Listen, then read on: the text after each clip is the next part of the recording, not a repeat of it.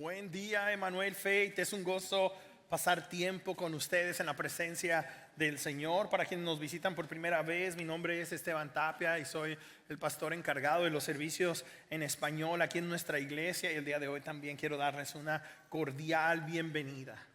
El día de hoy vamos a finalizar nuestro estudio del Sermón del Monte. Han sido varias semanas en las que hemos estado estudiando esta porción en el Evangelio de Mateo. Así es de que los invito a que por favor abran sus Biblias en Mateo capítulo 7 y hoy vamos a estudiar del versículo 13 en adelante. Pero antes de comenzar, permítanme preguntarles, ¿están listos para escuchar de la palabra del Señor? Amén. Jesús les dijo a 4 pescadores: vengan, síganme y los haré pescadores de hombres. Yo no sé si tú en alguna ocasión te habías puesto a pensar que esta era una invitación de parte de Dios a estos hombres a la más grande aventura de sus vidas. Por años no sabemos exactamente qué edades tenían ellos. A lo mejor alguno de ellos era adolescente, alguno de ellos ya era más adulto. El caso es que cada uno de ellos fueron invitados a dejar de pescar peces y comenzar a pescar hombres. ¿Cómo se vería eso? ¿Cómo sería en su mente? ¿Cómo sería en su corazón esta clase de invitación? ¿Cómo resonaría? Y así lo hicieron. Decidieron dejarlo todo y seguir a Jesús. Dejaron sus barcos, dejaron sus familias para comenzar a seguir al Señor. Y después, en el Sermón del Monte, Jesús les hizo saber que así tendrían que vivir por el resto de sus vidas. Pues su mensaje es un mensaje que exige decisión. The message of Jesus is a message that demands a decision. Las enseñanzas de Jesús en el Sermón del Monte exigen que tú y yo tomemos una decisión ahora, pero también que tomemos una decisión mañana y el día que sigue y el día que sigue. Así es de que las preguntas son: ¿vamos a buscar la bendición de Dios o no? ¿Vamos a actuar como la sal y la luz de este mundo o no? ¿Vamos a considerar a otras personas y aún a nosotros mismos como portadores de la imagen y semejanza de Dios o no? ¿Vamos a ser generosos o no? ¿Vamos a orar con intencionalidad o no? ¿Vamos a vivir confiando en Dios o no? Esas son las preguntas que tenemos que responder hoy. Todos tenemos que tomar una decisión. We all have to make a decision today, and we will need to make a decision tomorrow regarding our Lord's teachings. Rachel Beckwith, una niña de 9 años de edad, se enteró por medio de un video que miró en su iglesia local que podía colaborar en llevar agua limpia a niños que vivían en comunidades muy pobres de África. En el video, esta niña pudo ver cómo la organización Charity Water estaba inclusive teniendo la participación de muchos niños como ella para recaudar fondos para esa causa. Después de ver el video, la pequeña Rachel le dijo a su mamá que ella quería también recaudar dinero, que ella sí iba a hacer el propósito de juntar $300 para ayudar. Así que en la cuenta de Facebook de su mamá, Rachel inició una campaña diciendo lo siguiente: el 12 de junio del 2011 será mi cumpleaños número 9 y quiero celebrarlo como nunca antes. Recientemente descubrí que millones de niños alrededor del mundo no tienen acceso a agua potable. Así que quiero pedir a todos mis familiares y amigos que en lugar de hacerme regalos de cumpleaños, que por favor donen dinero que se destinará para financiar proyectos de agua limpia en comunidades donde no la hay.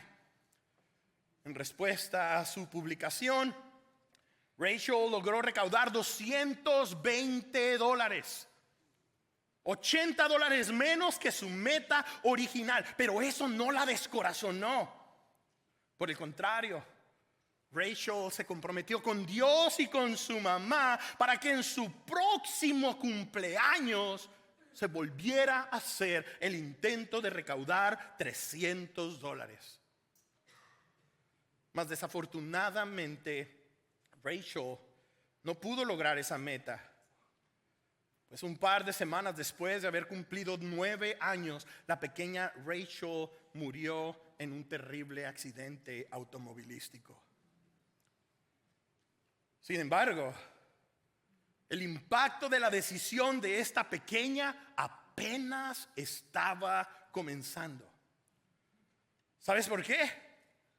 Porque todas nuestras decisiones tienen implicaciones. Di conmigo, toda decisión tiene una implicación. Absolutamente todas las decisiones que tomemos tienen implicaciones. En mi vida personal, en mi opinión, la decisión más importante que tomaron mis papás cuando yo era un niño fue aceptar a Jesús. Esa decisión que ellos tomaron implicó que la vida de mi hermano y la mía fueran impactadas. Esa decisión impactó aún la vida de mi esposa y de mis 2 hijas. Esa decisión ha impactado inclusive a algunos de ustedes que son parte de este ministerio. Esa fue una buena decisión. Pero tomar buenas decisiones no es nada fácil. No es fácil porque siempre vamos a tener por lo menos 2 opciones frente a nosotros. Cada vez que tenemos una decisión por delante, nos vamos a encontrar en una encrucijada en la que vamos a tener que elegir entre 2 caminos. Y teniendo esto en cuenta, el mensaje de Jesús fue muy claro: sigan el camino correcto. Sigan el camino correcto. Transiten por el camino que conduce a la vida. Walk the path that leads to life. Jesús dice en el versículo 13: entren por la puerta estrecha, porque es ancha la puerta y espacioso el camino que conduce a la destrucción. Y son muchos los que entran por ella. Jesús está diciendo: enter through the narrow gate. Ahora, para empezar, lo que quisiera que notáramos aquí es que Jesús se está identificando a sí mismo como la puerta estrecha. Él es la puerta y dice que el que entre por medio de él evitará la destrucción. En otras palabras, encontrará salvación. Ahora, el camino del reino de los cielos es muy angosto. En otras palabras, seguir a Jesús no es fácil. Seguir a Jesús va a requerir disciplina, va a requerir sacrificio, va a requerir perseverancia. Following Jesus is not easy. Por otro lado, el camino al mundo es muy amplio, es muy ancho, es fácil transitarlo y no requiere de mucho esfuerzo, no requiere de mucha disciplina. Puedes ir por ese camino chiflando y comiendo pinole al mismo tiempo.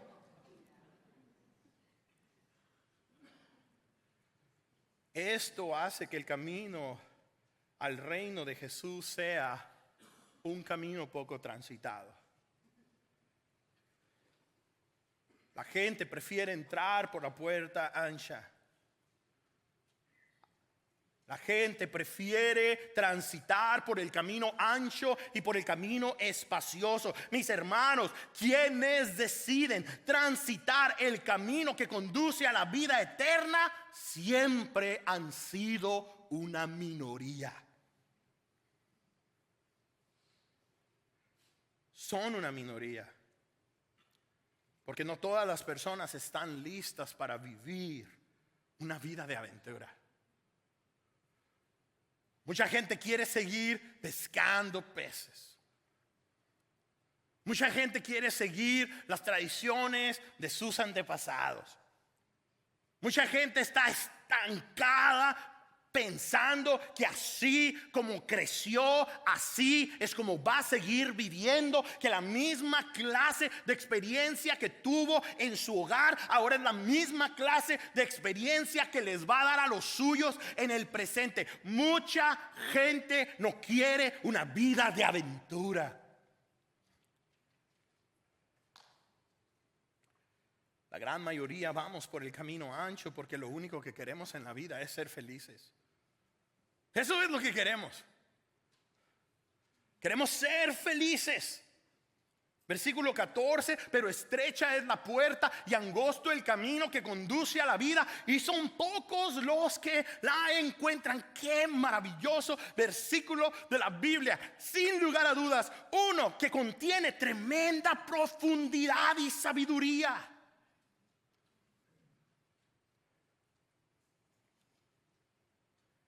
La gran mayoría de nosotros queremos ser felices, pero solamente unos cuantos nos queremos atrever a vivir con verdadero propósito. Eso es lo que dice el versículo. La puerta es muy estrecha, el camino es muy angosto que conduce a la vida. En otras palabras, muchos de nosotros queremos ser felices, pero no queremos vivir.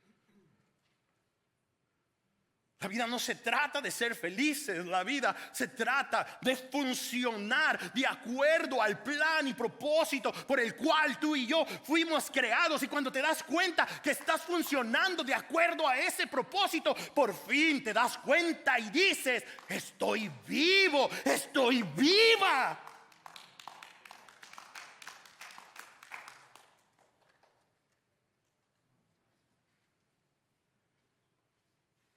Solamente unos cuantos quieren vivir persiguiendo la aventura a la que Jesús los ha invitado.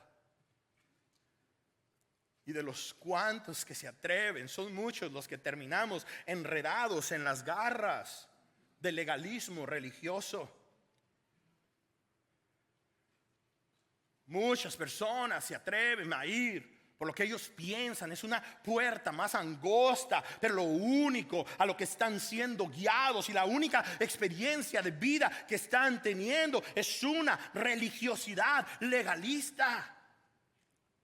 Ahora déjame preguntarte, ¿cuántas de las personas religiosas que conoces consideras que viven una vida de aventura, en la que hay novedad, en la que hay frescura, en la que tú puedes sentirte al observarla inspirado, inspirada? A lo mejor estás como yo, ninguna, y compartes la misma idea del Señor. A los religiosos eran los únicos a los que el Señor les demostraba sus faltas, los confrontaba,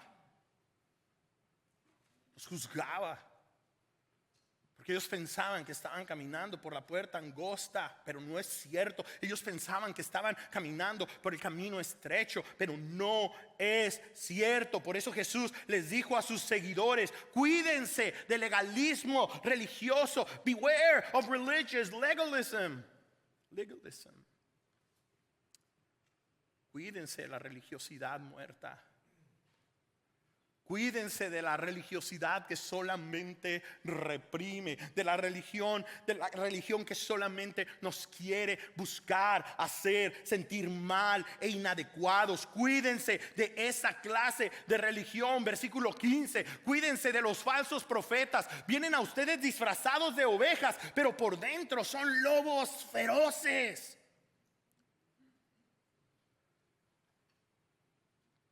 Dime, lobo, ¿por qué tienes esa nariz tan grande? Para olerte mejor. ¿Por qué tienes esos ojos tan grandes? Para verte mejor. ¿Por qué tienes esas orejas tan grandes? Para oírte mejor. No es cierto. ¿Por qué tienes esa boca tan grande? para comerte y despedazarte y destruirte y tomar ventaja de ti. Saben, la religiosidad parece un camino angosto, pero no lo es. Al fin y al cabo, la mayoría de las personas en este mundo practican una religión, pero no viven la libertad a la que Cristo Jesús nos vino a llamar. No viven la clase de vida que el Señor Jesucristo espera que tú y yo vivamos. ¿Por qué? Porque la religión sin relación es fácilmente utilizada como un instrumento de control. Cuando las personas lo único que quieren que tú experimentes es una religión, es porque te quieren controlar.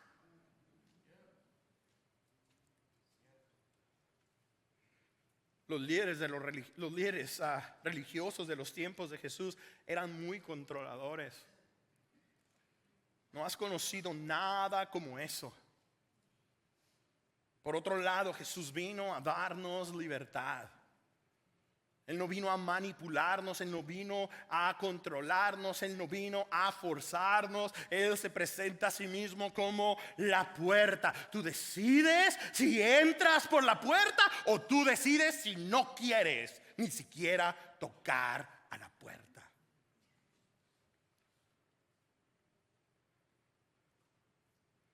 Por eso Jesús les enseñó a sus seguidores cómo se ve el vivir su propósito con libertad.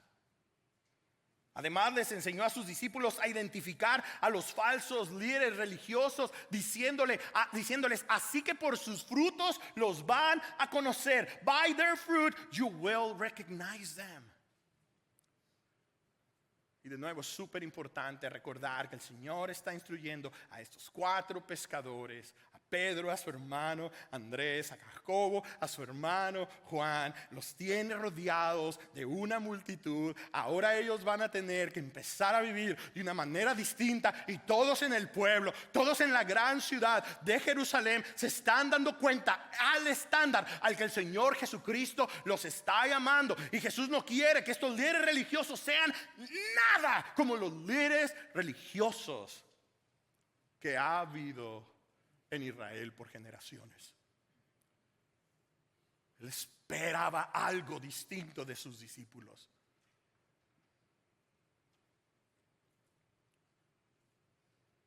Por sus frutos los conocerán. A partir del verso 16, ¿acaso se recogen uvas de los espinos o higos de los cardos? Del mismo modo, todo árbol bueno da fruto bueno, pero el árbol malo da fruto malo. Un árbol bueno no puede dar fruto malo, y un árbol malo no puede dar fruto bueno. Todo árbol que no da buen fruto se corta y se echa al fuego. Mis hermanos, mis hermanas, la obediencia es el fruto. La obediencia es el fruto. La obediencia es el fruto de los verdaderos seguidores de Jesús. Los que no obedecen, por otro lado, solo pretenden. Y pretender no es difícil. Los que no obedecen pretenden que todo está bien y pretenden que ellos mismos están bien. Por eso Jesús advierte en el versículo 21: no todo el que me dice Señor, Señor entrará en el reino de los cielos, sino solo el que hace la voluntad de mi Padre que está en el cielo. Not everyone who says to me, Lord, Lord, will enter the kingdom of heaven, but only those who do the will of our Father who is in heaven. ¿Sabes? La obediencia no parece un fruto muy sofisticado. La obediencia no produce un fruto muy espectacular, pero es el fruto que Dios bendice y es el fruto que Dios usa para causar un impacto. No sé, hace cuánto tiempo te platiqué la historia de el arbolito de Yemima que ahora tanto añora y que tanto se alegra de él. Resulta ser que tuvimos un arbolito que por mucho tiempo nada más le echábamos agua y por 2 o 3 años no sabíamos ni qué era. Y finalmente dio su primer fruto y descubrimos que era, ¿qué fruto, Yemima? Una guayaba. Descubrimos que era un guayabo. Por años el guayabito vivía en infraganti, nadie sabía qué era. El año pasado dio su primer guayabita. Y el día de hoy dio 6 guayabitas. Ya nos comimos una, riquísima. Y Yemima le gusta, ahora ya acaba de quitar otra que yo le digo, mija, todavía está media verde, pero ella dice, la quiero adentro de mi casa, me encanta, nuestra casa es pequeña, y dice, me encanta en la noche oler a la guayabita, es grande su impacto.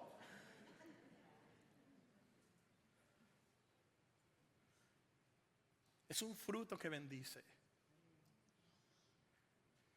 Verás, no es la apariencia o la habilidad de una persona la que demuestra si es apta o no para desarrollar algún tipo de liderazgo entre el pueblo de Dios. Es el carácter. Di conmigo carácter.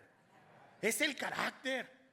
No es el que habla más, no es el que hace más escándalo, no es el más carismático, no es el que ora más bonito, no es el que tiene más inteligencia y entrenamiento y escolaridad. No, claro que no, es el carácter.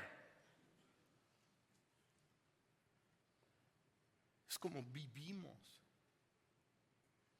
es como hablamos, es lo que hacemos. Es como respondemos a los desafíos de la vida. Pero sobre todo, el carácter se refleja cuando tenemos un buen testimonio familiar.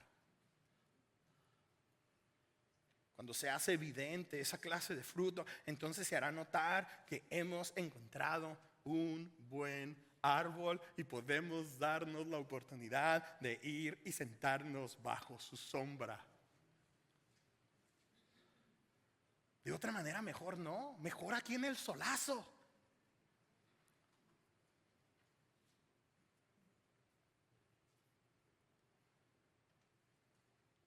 Si no podemos encontrar fruto en la vida de una persona, hemos encontrado un árbol malo. Pero si podemos encontrar buen fruto en la vida de una persona, entonces hemos encontrado un buen árbol. Déjame te lo digo en inglés. If you can find good fruit in someone's life, then you have found a good tree. Desafortunadamente los religiosos del tiempo de Jesús no daban buen fruto. El fruto de los fariseos era un fruto, era un legalismo muy tóxico que no ayudaba a nadie. Por ello el Señor les dijo en Mateo 23:25: ay de ustedes, fariseos hipócritas, limpian el vaso y el plato por fuera, pero por dentro están llenos de robo y falta de dominio propio. Son rateros y no se saben controlar. Ahora el problema es que este es un legalismo muy común, porque no es difícil ser religioso y pretender. Pero tú y yo debemos de tener en cuenta que al Señor ni aún, escucha bien, los profetas ni los exorcistas o los hacedores de milagros lo van a poder engañar. Mira lo que dice el versículo 22. Muchos me dirán en aquel día: Señor, Señor, ¿no profetizamos en tu nombre y en tu nombre expulsamos demonios e hicimos muchos milagros? Luego el versículo 23 dice: entonces les diré claramente, jamás los conocí, aléjense de mí, hacedores de maldad.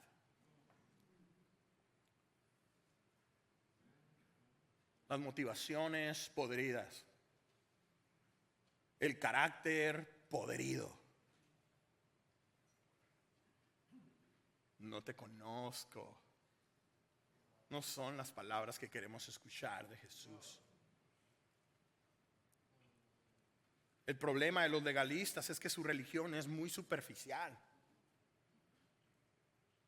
No impacta la profundidad del corazón. No transforma la mentalidad. Los legalistas parecen muy santos por fuera, pero sus corazones, sus motivaciones están muy lejos de Dios. Están lejos de Dios porque su fundamento es la religión y no la verdad de Dios. Por eso el Señor le dijo a sus discípulos: edifiquen sobre el fundamento correcto. Build on the right foundation. Mi amigo, mi amiga, todos tenemos que construir nuestra vida sobre algo. We all have to build our life on something. Al final todos y cada uno de nosotros vamos a depositar nuestras esperanzas, nuestros sueños, nuestras alegrías y nuestra confianza sobre algún fundamento. La pregunta es: ¿sobre qué fundamento vamos a construir?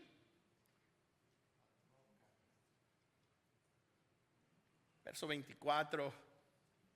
Por tanto, todo el que me oye estas palabras y las pone en práctica es como un hombre prudente que construyó su casa sobre la roca. Cayeron las lluvias, crecieron los ríos, soplaron los vientos y azotaron aquella casa con todo. La casa no se derrumbó porque estaba cimentada sobre la roca. Pero todo aquel que oye mis palabras y no las pone en práctica es como un hombre insensato que construyó su casa sobre la arena. Cayeron las lluvias, crecieron los ríos, soplaron los vientos y azotaron aquella casa. Esta se derrumbó y grande fue su ruina. Todos se dieron cuenta.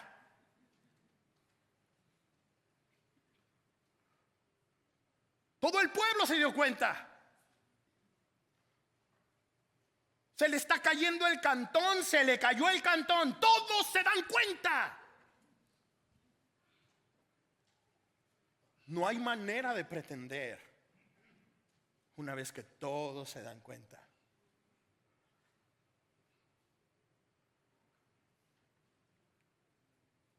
¿Cuál debe de ser el fundamento sobre el que vamos a construir? Si vamos por el camino ancho, si vamos entrando por la puerta ancha, no estamos nosotros fincando sobre fundamento firme y sólido.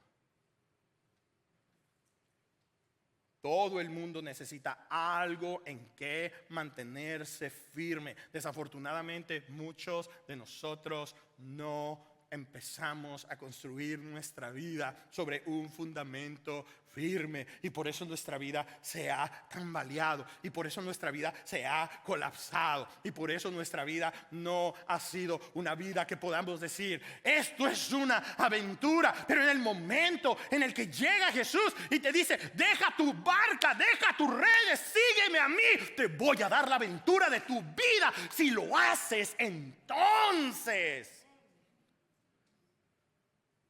empiezas a experimentar un nuevo comienzo.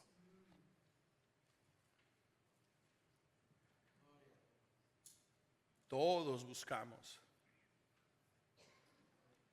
algo en que mantenernos firmes, pero solamente las palabras que salen de la boca de Dios son un fundamento firme. Ahora, debido a que Jesús es la palabra encarnada, debido a que Jesús es la palabra hecha carne, Él se ha convertido en nuestro fundamento. Jesús es la roca sobre la cual podemos fundar nuestras vidas, cimentar nuestras vidas. Y si tú quieres saber cómo se mira ese fundamento, lo único que tienes que hacer es comenzar a contemplar las enseñanzas del Señor. Y puedes empezar desde la primera frase de las Escrituras.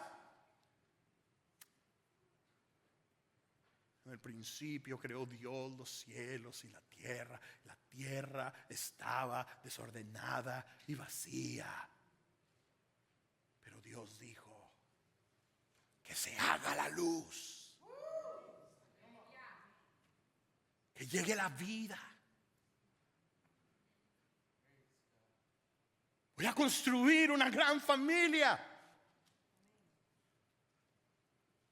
para que cohabiten conmigo, para que estén conmigo. Y a pesar de la caída de la humanidad, Dios envió a su Hijo unigénito para morir por los pecadores, no por los religiosos legalistas, no por las personas que no creen ser pecadoras. Jesús vino a morir por los pecadores. Yo soy el primero de ellos, decía el apóstol Pablo, y yo compito con él. ¿Sabes qué? Creo que yo soy el primero. Y por mí Jesús murió. Sobre ese fundamento he empezado a construir mi vida. Y algunos de ustedes también. Jesús es la roca sobre la cual podemos construir nuestras vidas. Y solo si construimos nuestras vidas sobre Él, nuestras vidas estarán a salvo, aún en medio de las tormentas de la vida. No es que no vaya a haber tormentas en la vida, no es que no vaya a haber sinsabores en la vida, no es que no vaya a haber tragedias en la vida. Es que Jesús tiene la habilidad de decirle a las aguas: quietas, y al aire: deja de soplar.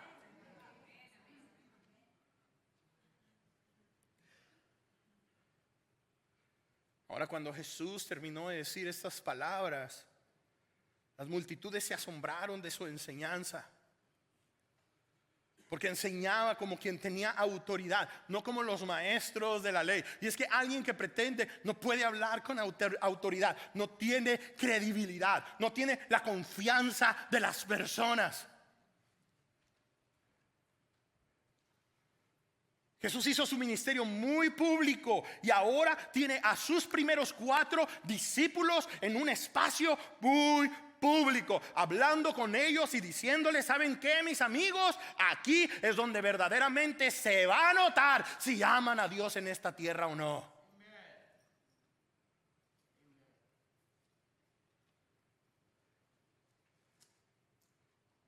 Jesús hablaba con autoridad, y de eso las multitudes se dieron cuenta.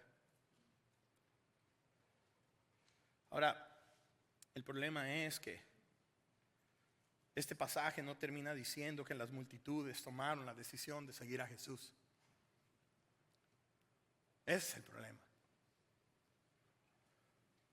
Quedaron muy asombrados con Él, pero no decidieron entrar por la puerta estrecha. Quedaron maravillados con Él, pero no decidieron abandonar el camino espacioso que lleva a la destrucción. No decidieron seguir a Jesús como su maestro, ni decidieron recibir sus enseñanzas como fundamento de sus vidas. Entonces, ¿qué decisión tomaron? Ninguna. Y cuando tú tomas ninguna decisión, esa es una decisión.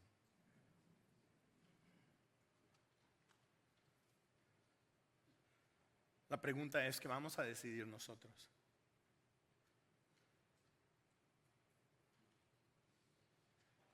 Recuerda, las multitudes pueden o no decidir a Jesús.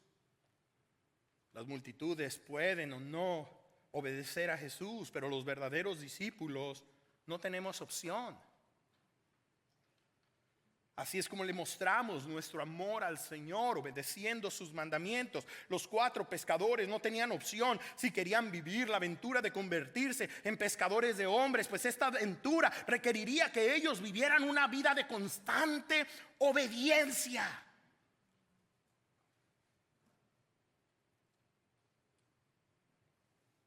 No sé cuándo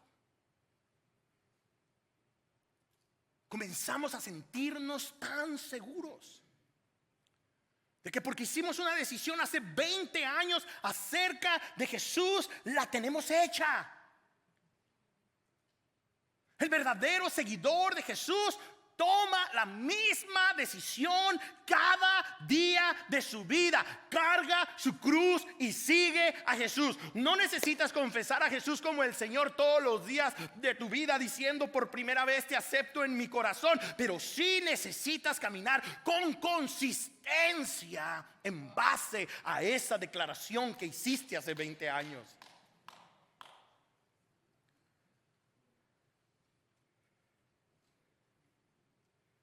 Lo mejor de todo es que estos 4 pescadores así decidieron vivir sus vidas, siguiendo a Jesús. La tradición y la historia nos lo recuerdan. 3 de ellos vivieron martirio y murieron a causa del evangelio. El último de ellos, Juan, aparentemente murió de anciano en una prisión a causa de proclamar el evangelio de Jesús. Pero la aventura nadie se las quitó. Imagínate, en su primer sermón, miles de personas se convierten por la proclamación del evangelio de Pedro. Eso es una aventura. Imagínate, Juan llega a escribir un evangelio que tú y yo leemos, y 3 cartas que están en el Nuevo Testamento y el libro de revelación de Jesucristo. Olvídate qué gran bendición la decisión de Andrés de traer a Pedro delante del Señor. Qué gran decisión. Ellos hicieron su parte, y gracias a su decisión el reino del Señor se sigue expandiendo. Gracias a su decisión, el reino del Señor sigue impactando a millones de personas alrededor del mundo y a través de las edades. De hecho, su buena decisión nos impactó a ti y a mí también. ¿Sabes? Este es el asunto, este es el punto más importante. Nuestras buenas decisiones no solamente nos impactan a nosotros, sino que también impactan a los demás.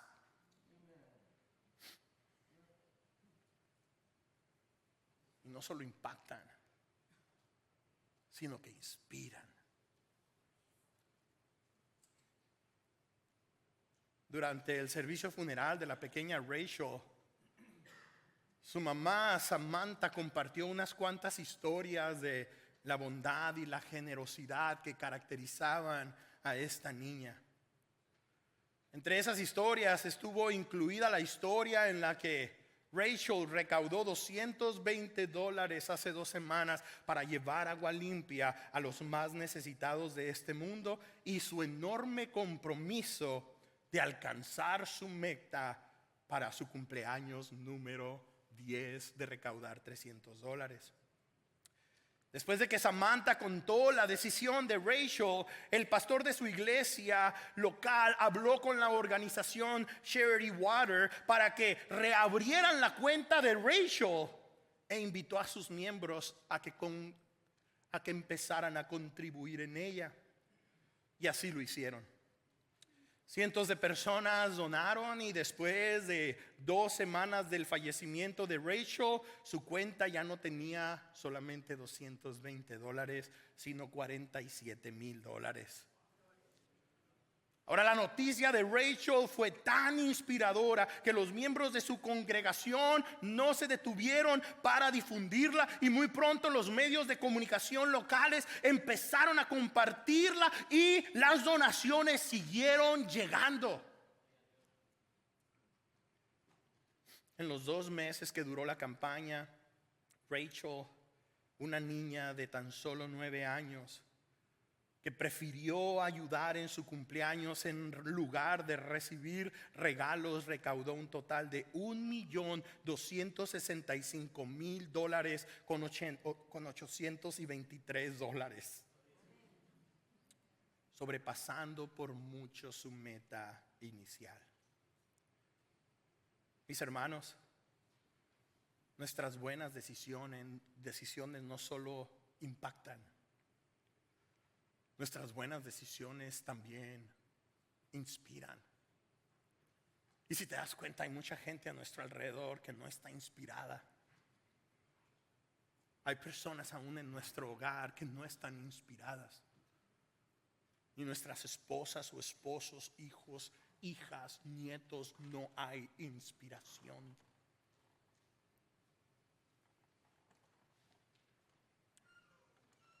Un año después del fallecimiento de Rachel, su mamá Samantha visitó algunas de las aldeas de Etiopía donde se inauguraron nuevos proyectos de agua potable.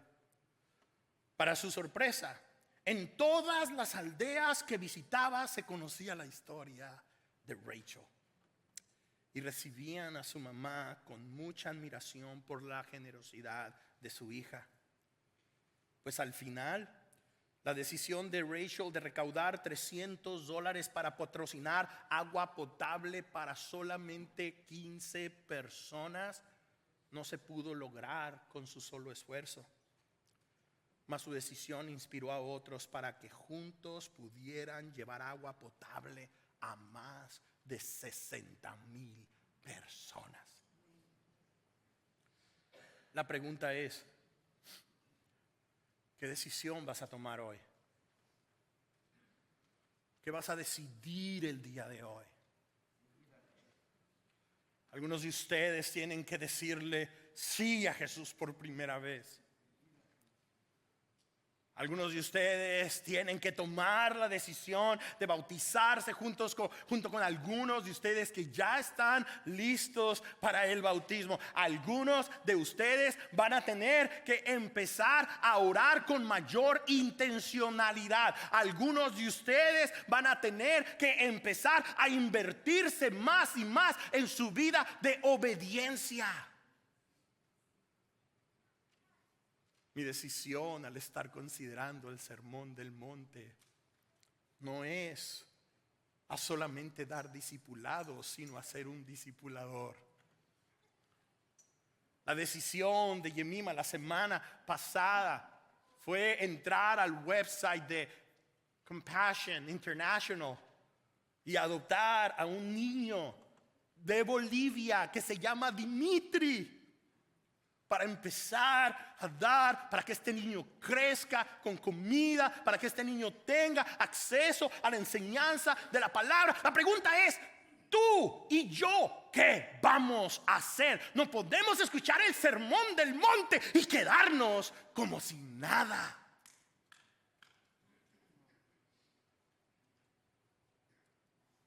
Algo tienes que decidir ahora. Y tienes que ser sincero y honesto contigo mismo. ¿Qué vas a decidir? No decidir nada es una decisión. Y el día de hoy el Señor te está llamando a decidir algo que te impulse, que te mueva, que te lleve a vivir de acuerdo a tu propósito y al plan por el cual el Señor te creó.